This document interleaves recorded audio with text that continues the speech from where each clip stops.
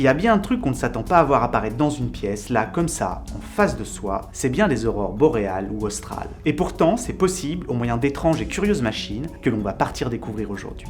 Au début du XXe siècle, Christian Birkeland, un physicien norvégien au look de professeur tournesol déjanté, invente la Terela, une machine capable de reproduire des aurores en miniature dans une sorte d'immense aquarium renversé de 500 litres. À l'intérieur de cette enceinte, il crée un vide partiel pour atteindre des pressions semblables à la haute atmosphère. Il y dispose aussi une sphère métallique dotée d'un champ magnétique comme notre planète, puis soumet l'ensemble à de très hautes tensions. Et après des années de recherche acharnée dans des conditions de travail chargées en électricité et parfois discutables en termes de sécurité, Birkeland, grâce à son invention, met en évidence que l'origine des aurores se trouve dans les particules éjectées par notre Soleil. Arnaud, c'est à toi.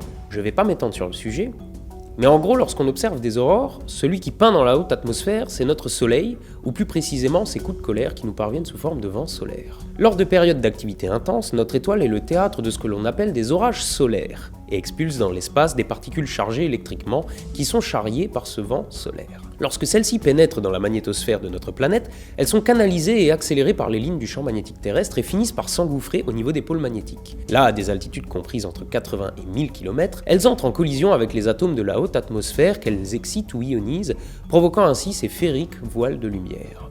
Étonnamment, comme le champ magnétique de notre planète plonge à la manière d'un entonnoir, il n'y a jamais d'aurore pile au-dessus des pôles magnétiques, mais seulement sur leur pourtour, où vivent des humains. Certains y virent les esprits des défunts dansant dans le ciel, d'autres, des âmes jouant à la balle avec des crânes de morse, ou encore le souffle des guerriers morts au combat se racontant leurs prouesses sur le champ de bataille. Car lorsqu'un homme ou une femme observe un phénomène hors du commun, à terme, il en crée des légendes. Et parfois, d'autres rêveurs, chercheurs tentent de les reproduire, c'est le cas de Jean Lillenstein, qui, près d'un siècle après l'invention de la Terela, invente à son tour une machine hallucinante que j'ai eu l'occasion de découvrir, la Planeterela. Et il est temps d'éteindre la lumière pour reproduire et apprécier en miniature les mondes féeriques qui d'ordinaire ne se manifestent que dans le grand silence de la nuit endormie. Ici, à l'intérieur de la cloche, on recrée les conditions de formation des aurores. De l'autre côté du verre se trouve une buse électrique et deux sphères reliées à un générateur produisant une sacrée quantité de courant continu. Plongés dans le noir total, les reflets du verre et la lumière intense rendent difficile à capturer la variété et la finesse des couleurs. Mon matériel vidéo montre là ses limites et nombre de mes rushs sont comme épileptiques. L'une des sphères émet de l'électricité et se comporte en quelque sorte comme notre étoile, crachant ses vents solaires, et l'autre la reçoit et se comporte en quelque sorte comme notre planète. Le champ électrique à l'intérieur excite l'air emprisonné et arrache à l'oxygène et à l'azote qui le constituent des électrons. Et voilà les atomes dénudés. Les électrons sont libres et le gaz est dit ionisé.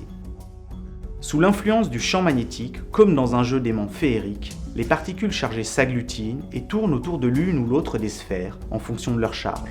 Des cercles d'aurores polaires se forment alors au niveau des pôles, là où la concentration des électrons y est le plus élevée. Et lorsqu'au gré des rencontres, électrons et atomes ionisés s'assemblent de nouveau, une grande partie de l'énergie est alors restituée sous la forme d'une splendide lumière irisée qui ondule dans un flou prononcé. Histoire de se mettre dans l'ambiance, coupons la musique pour apprécier le bruit produit par la machine.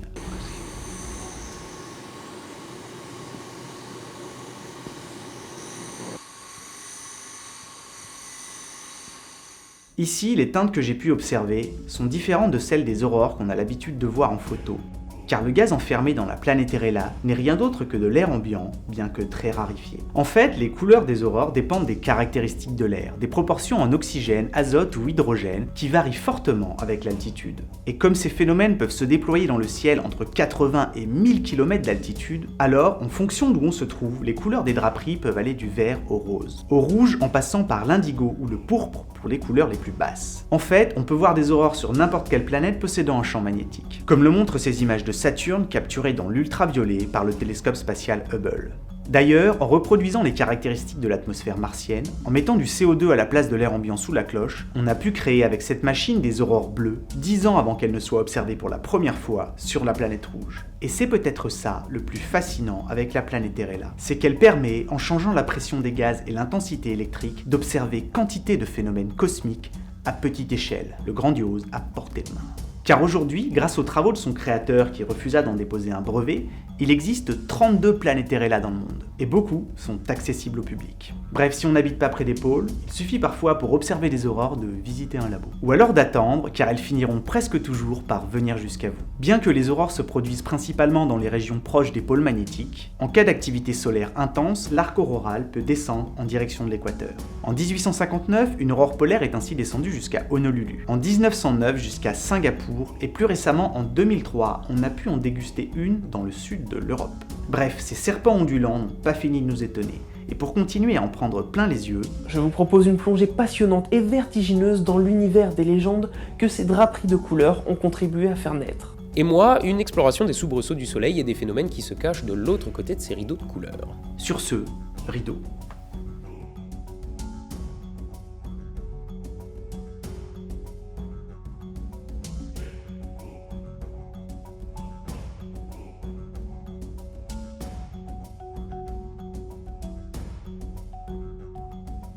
Un immense merci à tous ceux qui alimentent la machine et dans l'ombre soutiennent cette chaîne sur Tipeee ou Utip. Et pour des trucs plus futiles, vous pouvez nous retrouver sur Facebook, Twitter ou Instagram.